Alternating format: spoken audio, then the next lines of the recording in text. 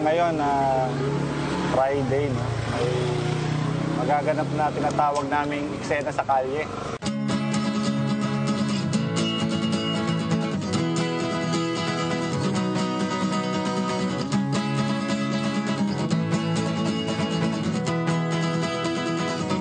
Eksena sa kalye, dito tayo sa kalye ng Buting. Magkakaroon ng mga workshop, basic composting workshop, pre-market, tapos bubble baking workshop, art exhibition, saka acoustic jamming o music jamming. Isipin ang hanap buhay, meron bang nagmamayari sa'yo? Wala ka bang pinapatay? Ilang taon ang... Bali itong ginagawa natin ngayon, tawag itong bubbles. Bali bubbles workshop.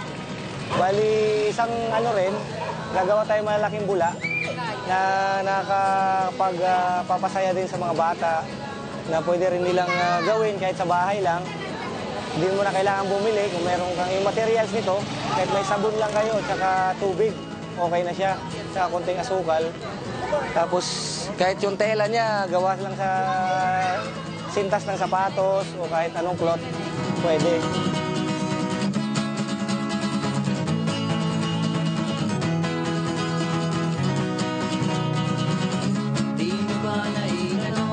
Positive po. Kasi po parang natutulungan yung mga bata na makatuklas saka makasalamuha po sa iba.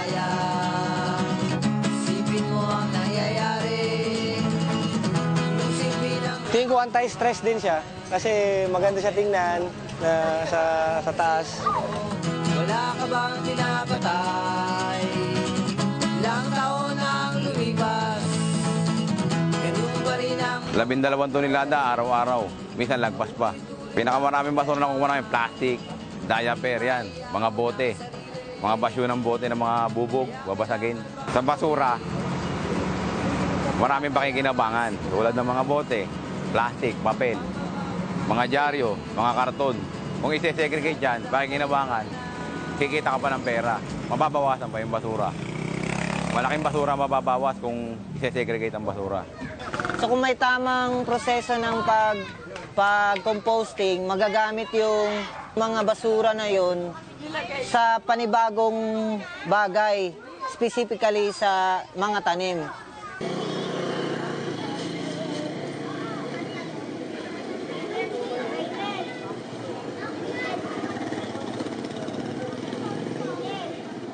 Magandang naidudulot ng ganitong pag-expose ng ganitong klaseng activity sa komunidad ay yung mabigyan sila ng awareness tungkol sa ano ba nangyayari sa environment natin o sa kalikasan natin.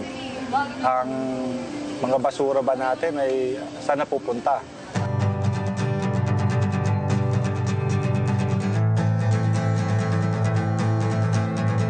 Itong aktibidad na pre-market ay naglalayo na ilahad sa inyo ang kahalagayan ng pagbibigayan at pakikipagkapwa-tao na nakabatay sa pagrespeto natin sa kalikasan. Sinusulong ng Really Free Market o libreng palengke na kung may mga gamit tayo na hindi na pinakikinabangan at sa palagay natin ay pwede pa itong magamit ng iba, ay pwede natin ibahagi.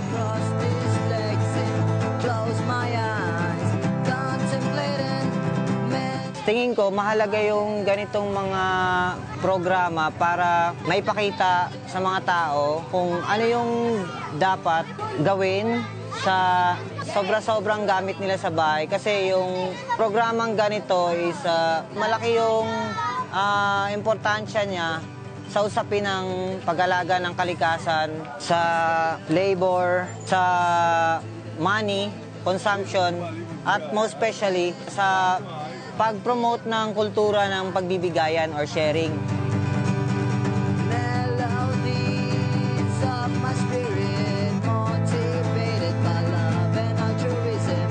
Yung values ng pagkwentuhan, pagbibigayan, baka nawawala na yun. At sa ganitong activity, sinusubukan na ibalik yung ganong klase ng relasyon.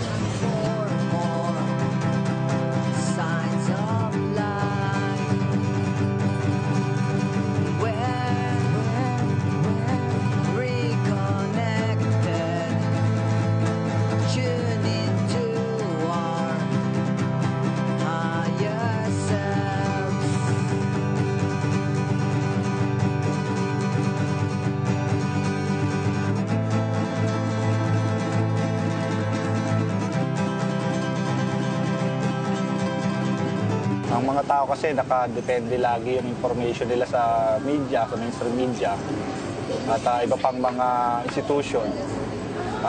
Yung values nila nakadepende kung ano yung makikita nila sa TV. So, sa tingin ko, personal, maganda siguro na may pakita rin sa mga komunidad na may mga ganitong klase ng activity na nagbibigay tayo ng libreng gamit o magkakaroon ng pagbibigayan, mga libreng workshop na sa tingin ko na napapanahon at mahalagang impormasyon na maibahagi sa mga tao, lalo na sa marginalized community, na hindi nakaka-access ng ganitong information. Connected, tune into our higher selves.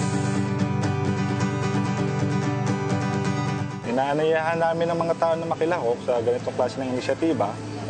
Gumawa rin sila ng ganitong inisyatiba sa lugar nila bilang direktang hakbang nila sa mas maayos at mapayapang komunidad. Ah,